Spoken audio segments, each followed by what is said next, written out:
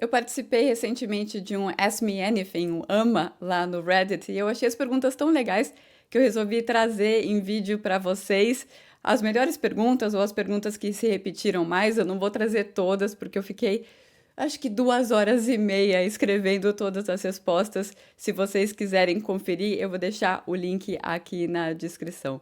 Mas a pergunta que mais se repetiu, ou na verdade a que mais foi curtida lá pelo pessoal no Reddit, foi a seguinte: eu queria saber se você tem a ambição de trabalhar na frente das câmeras na televisão ou se pretende seguir a sua carreira para um outro rumo, como fazer conteúdos para mídias digitais. Bom, ambição, eu tenho, né, de ocupar o quê? A vaga do Domenicali, ambição para coisa muito grande, né? Mas brincadeiras à parte.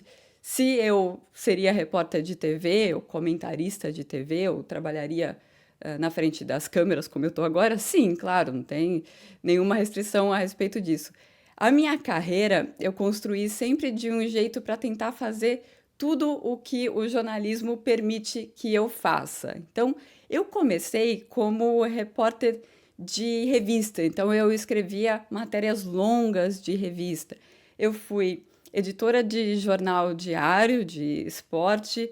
Eu depois migrei para a internet, isso lá em 2010, migrei para a internet, comecei com um blog, fui redatora, né, chão de fábrica de site, repórter de site, editora de site, depois eu virei colunista de site, depois eu fui fazer rádio, continuando a escrever também.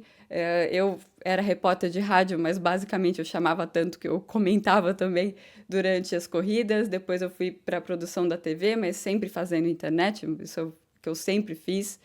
E depois a demanda de vídeo na internet ficou muito alta, então não dava para conciliar tudo que eu estava tentando equilibrar e eu foquei totalmente no digital. Então, o que que eu faço hoje, né? Eu faço podcasts, eu faço newsletter, eu faço os vídeos aqui, o vídeo no Instagram também, lives, no UOL também faço programa e durante a Olimpíada também fiz vários programas ao vivo no UOL e continuo escrevendo nas mais diversas formas. Então, é isso que eu vejo a minha carreira, não me colocar num quadrado aqui, quadrado ali, mas tentar ter muita experiência em tudo o que o jornalismo permite que eu faça. Queria saber sobre a sua trajetória para chegar na cobertura da Fórmula 1, como foi o convite, por que você acha que você mereceu o convite, como a sua vida mudou a partir do momento que você aceitou trabalhar em loco. Eu achei essa pergunta muito, muito curiosa, porque parte de um princípio que é como se eu tivesse sentado em casa, sem fazer nada, e alguém ligou para mim e falou: Você quer cobrir a Fórmula 1 em loco? Não foi realmente assim que funcionou. Eu entrei, sabe quando a pessoa vai na sua casa sem ser convidada e vai, e vai, e vai, até que você fala, ah, tá bom, agora vem, né? Agora entra. Já entrou mesmo, já enfiou o pé na porta, agora entra. Foi mais ou menos assim. Então, como eu comecei, né? Eu comecei escrevendo um blog, só porque tinha coisas que eu queria ver na mídia brasileira que eu não via, então eu resolvi eu mesma fazer. E isso chamou a atenção do pessoal de um site que estava sendo criado, que chamava Total Race, que hoje é o Motorsport Brasil. E aí eles me chamaram para trabalhar com eles, mas eles tinham 2 repórteres que iam para as corridas. E eles não precisavam de repórter para ir para a corrida. Mas eu me ofereci, eu falei, olha, se eu pagar a minha viagem, tudo bem eu ir? Eles falaram, claro. E eu comecei a ir. Isso é, eu pagava do bolso e eu tinha outro emprego. Então eu ia nas férias desse outro emprego. Então eu ia uma vez no ano, 2 vezes por ano, pegava dobradinha para dar certo com as minhas férias. E foi assim, eu fiz isso por 4 anos. E aí chegou realmente, o convite mesmo veio do UOL, mas não veio assim, ah, a gente vai pagar para você ir para todas as corridas. Veio assim, ah, você acha que você aguenta isso de você ser a correspondente do UOL na Fórmula 1? Eu falei, olha, eu tenho essa experiência, tal, tal, tal.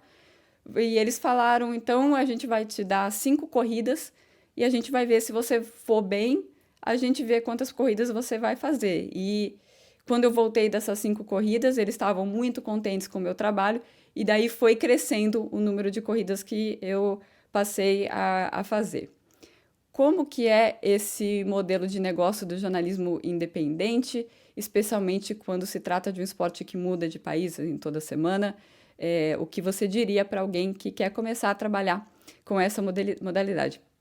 Primeiro, eu não me sinto muito confortável de falar que eu faço jornalismo independente. Eu só trabalhei para grandes empresas de comunicação brasileira nos últimos 10 anos, né? Então, não dá para dizer que é um jornalismo independente. Mas eu entendo a pergunta. É freelancer, né? O que é o freelancer? E o UOL não vai lá e paga todas as minhas viagens e dá tudo pronto para mim. A maneira como eu trabalho, e como vários jornalistas trabalham também, é você chega no começo do ano e você tem que criar um orçamento total suficiente para você pagar as suas viagens e para você dar um salário para você mesmo. Então, eu tenho a minha própria empresa, várias empresas contratam essa empresa para fazer a cobertura da Fórmula 1 e eu, por meio dessa empresa, pago as minhas viagens e pago um salário para mim. Então, funciona dessa maneira. Você tem que encontrar clientes suficientes para você ter dinheiro para fazer tudo isso. E para começar, é claro que você não vai ter tudo de cara, né? E pensa que eu fui a última jornalista brasileira e eu cheguei na Fórmula 1 em 2011. Ninguém mais conseguiu fazer esse esquema que eu faço para fazer a temporada completa ou praticamente a temporada completa. Isso não aconteceu porque realmente é difícil e o mercado não é muito grande e tem muita gente querendo fazer de um jeito barato, que é sem levar o repórter para lá, né? Sem ter esse custo enorme da cobertura. Então você vai precisar convencer alguém a te pagar um pouco acima do que pagaria se você tivesse na sua casa, justamente para você poder trazer algo a mais. E daí você vai lá e traz esse algo a mais. Então, para você começar, eu diria que bom, o Brasil tem as suas categorias de automobilismo, vai tentar fazer cobertura de Stock Car. É um mercado em que todo mundo conhece todo mundo, então as pessoas vão te ver lá e aí vão te chamar para fazer mais coisa. Você vai ter o relacionamento com essas pessoas, você vai conhecendo pessoas até você chegar na Fórmula 1. Eu acho que é muito esse caminho e pensar sempre ir aos poucos. E não pensar assim, não, eu tenho um projeto enorme para fazer a cobertura de 10 etapas da Fórmula 1. Isso não vai acontecer. Tenta estocar, tenta fazer Interlagos, e daí você vai conhecendo as pessoas para abrir as portas. Porque é a Fórmula 1, poucas pessoas chegam na Fórmula 1, então você não pode pensar que você vai chegar de uma hora para outra. Perseverança é a chave, mas fica sempre atento porque é um mercado que tem muita gente abusando de gente que tem um sonho. Então não fica aceitando coisa assim de trabalhar de graça e tal. Eu sou contra isso porque isso piora a situação para todo mundo no mercado e eu acho que é sacanagem com quem faz esse tipo de coisa. Então, negue esse tipo de vaga. Quando você sentiu que você virou veterana na Fórmula 1, adorei essa pergunta porque existiu um momento exato em que eu me senti veterana. Quando você começou a sentir que os pilotos e chefes de equipe começaram a te considerar parte do circo. O momento foi o seguinte, foi quando eu entrevistei o Max Verstappen pela primeira vez, a primeira exclusiva que eu fiz com o Verstappen, quando ele estava na Toro Rosso 2015, ele lá com 18 anos. Eu senti que ele estava sendo arredio comigo, porque eu tinha um controle muito maior daquela situação da entrevista do que ele. Naquele momento eu senti que o jogo tinha virado, porque eu senti que havia uma diferença entre eu chegar na Fórmula 1 e os pilotos já estarem lá, e eu já estar na Fórmula 1 e os pilotos chegarem. Isso virava um pouco o jogo. Então foi um momento que eu percebi que as coisas tinham mudado. Mas também com os próprios colegas, o pessoal que está na Fórmula 1 há muito tempo, eles falam que eles só começam a notar realmente as pessoas depois de umas 3, 4 temporadas. Porque muita gente ao longo dos anos não durou tudo isso. Se você dura mais de 3 temporadas inteiras ou praticamente inteiras, é porque você é bom o suficiente. É isso que o pessoal das antigas me diz.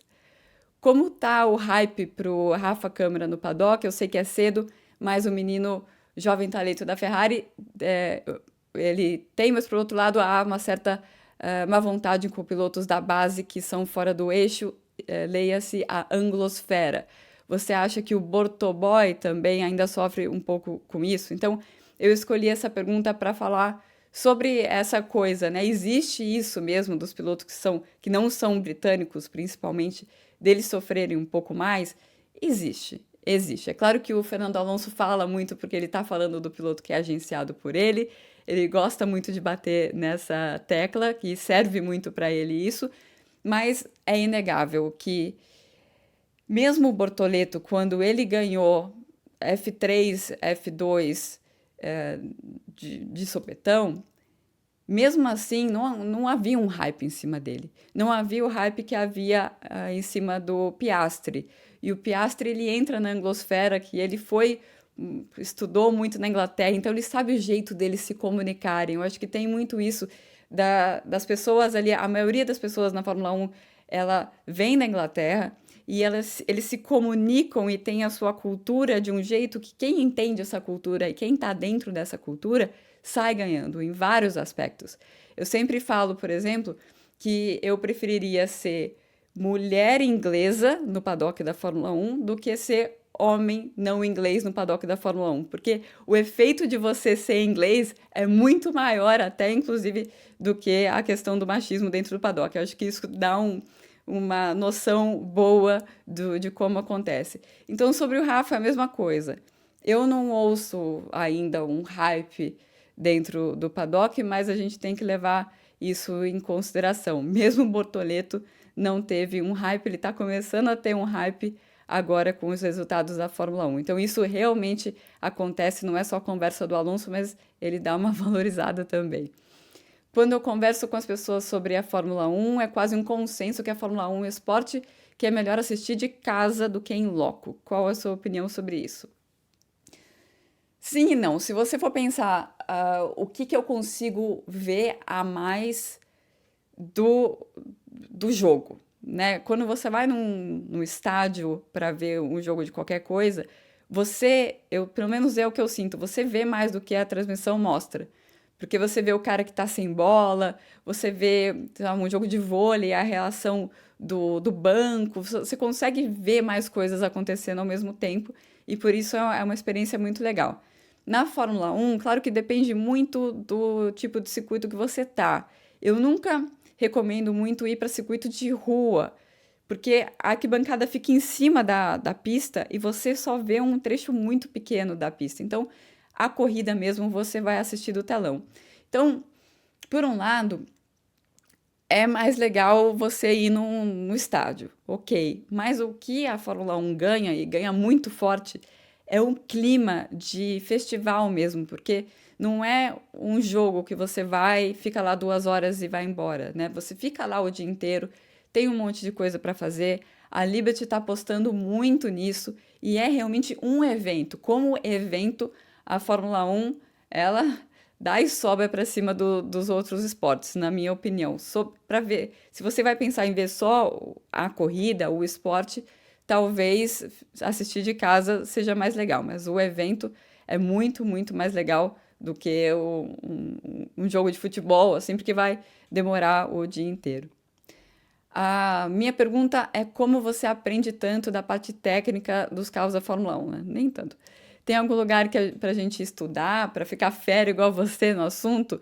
Ou você consegue isso com as informações que consegue pelo trabalho de jornalista? É difícil eu conseguir separar isso, né? Mas o grosso do que eu entendo da parte técnica, e eu não vou dizer que eu entendo muito da parte técnica, eu sempre digo que o meu segredo é que eu sou uma boa leitora. Eu sou super de humanas, assim, completamente de humanas. Na escola, a aula de física, eu ficava assim, tipo, não tô entendendo nada. Sabe aquela coisa, você entende as palavras, mas elas não fazem muito sentido na sua cabeça. Essa era eu como aluna, principalmente de física, que é uma coisa que se usa muito na Fórmula 1. O grosso do que eu aprendi muito quando eu comecei a fazer o blog, porque uma das minhas missões para fazer o blog era justamente para fazer isso, para trazer para pessoas como eu a parte complicada do esporte. Então eu lia, lia, lia, muita coisa, 90%, 95% das coisas eu lia em inglês, né? Material sendo feito para fora. De tudo que eu tinha lido, muita coisa era bastante técnica, mas eu tentava digerir de um jeito. Se eu entendo, qualquer um pode entender. Então, acho que a minha missão muito sempre foi isso, né? Deixar a coisa mais digerível para todo mundo. E fazendo isso, eu aprendi muito. E se você aprende, às vezes a Fórmula 1, quando você começa a ver, parece que é muito, muito complicado. Mas tem os conceitos que são muito básicos. E eu tenho um dicionário, mais ou menos, no meu site, no julianastrazoli.com.br, que tem vários termos principais da Fórmula 1. Se você entende aqueles conceitos principais, eles vão se repetindo. Então você ouve qualquer coisa pela metade, assim, esse carro vai gerar menos turbulência para ser mais fácil seguir o outro, sei lá, uma coisa assim. Você já entende qual que é o mecanismo que, que atua nessa questão, porque são conceitos que vão se repetir. Então, às vezes, aparece com nomes diferentes e aparece só para complicar, mas é mais simples do que parece. Vá lá no meu site, tem tudo explicado lá, e tem alguns perfis no YouTube também que se propõem a explicar isso em vídeo, se prefere isso em vídeo, mas são conceitos básicos, básicos de downforce, de turbulência, de arrasto e tudo mais, que vão ajudar você a entender tudo sobre a Fórmula 1. Como você vê o impacto das redes sociais na cobertura recente da Fórmula 1? Eu sinto que, embora esteja mais acessível acompanhar o esporte, a natureza divisiva das redes cria muito ruído. Nossa, muito, muito, muito, muito ruído. E incentiva teorias da conspiração completamente sem sentido, além de muitas vezes criar histórias de vilões e mocinhos dentro de um esporte super competitivo. Como é tratar com o público no meio de tudo isso? Atualmente, eu diria que essa é mais a minha missão de tentar limpar esse ruído, mas eu precisaria muito da ajuda de vocês para limpar ruído. Como fazer isso, né? Isso é uma coisa que é uma peça central na minha comunidade do Catarse, que é o No Paddock da Fórmula 1 com a Ju, mesmo nome do canal aqui. É uma comunidade que funciona no sistema de assinaturas. E aí tem algumas maneiras que eu faço, que eu uso dentro dessa comunidade, que são justamente para limpar essa questão do ruído na comunicação. Então, vamos lá. A newsletter, eu sempre trago as rapidinhas da semana, em que eu falo, olha, isso aqui é rumor, isso aqui veio disso. Eu gosto muito de explicar de onde vieram as coisas, para deixar muito claro se veio de alguma coisa que é mais, que se sustenta mais, ou se é simplesmente um rumor que surgiu do nada. Também a gente tem uma comunidade no Discord, em que as pessoas às vezes postam coisas lá, e eu falo, fica de olho, esse perfil é falso, fica de olho nesse tipo de informação. Se vem muito fácil no Twitter, alguém tá jogando breaking no Twitter, sem trabalhar para nenhum meio, sem nada, com certeza o perfil é falso, não cai nessa e tal. A gente conversa muito sobre isso lá. E também as pessoas podem me perguntar o que você acha disso, aquilo. Eu estou aberta a responder por lá e também pelas lives que eu faço em todo final de semana de corrida. Mas como que vocês podem ajudar também, né? Não questionando tudo que vocês veem. Então, aparece uma coisa lá no seu feed. E daí você vai, vou passar para os meus amigos, vou passar para o meu grupo. Isso não só com Fórmula 1, com qualquer coisa. Questiona, da onde veio isso? É alguma coisa que dá para eu confiar? Essa é uma empresa de comunicação que envia repórteres para as corridas?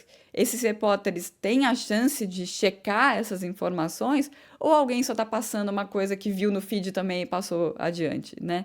Então, eu acho que está na mão de todo mundo resolver esses ruídos de comunicação. E essa coisa de teoria da conspiração, né, acontece muito em mídia social por causa do algoritmo, né? Porque cria uma bolha em que todo mundo está falando da mesma coisa. Daí você tem a impressão que está acontecendo. Mas sempre questiona de onde veio. E isso tem base ou não tem base. Eu acho que se todo mundo cuidar disso e não ficar passando para frente, acho que a gente consegue controlar mais essa. E vocês conseguem me ajudar mais nessa missão praticamente impossível. Existe um real apelo dentro do paddock pela volta do V10 ou V8 também, né? Ou é uma tentativa do Ben Sulayem de jogar para a galera e criar atrito? Existe sim uma preocupação. A Fórmula 1, ela vive de ciclos e o ciclo no momento é muito favorável e as montadoras estão voltando à Fórmula 1. Existirá um momento em que esse ciclo favorável vai cair. E o que a FIA e também a Fórmula 1, por isso que o Domenicali também fala nisso, não é só o Ben Sulayem, o que a FIA e a Fórmula 1 eles querem é evitar que no momento da baixa a Fórmula 1 esteja com um regulamento super complicado, porque aí se saem várias montadoras, ninguém mais vai ter tecnologia para conseguir entrar. Então é daí que vem essa conversa. Mas já está claro que o caminho de ser sustentável é um caminho sem volta, até comercialmente, até para a questão de pesquisa e desenvolvimento para as grandes marcas, sejam elas quais forem.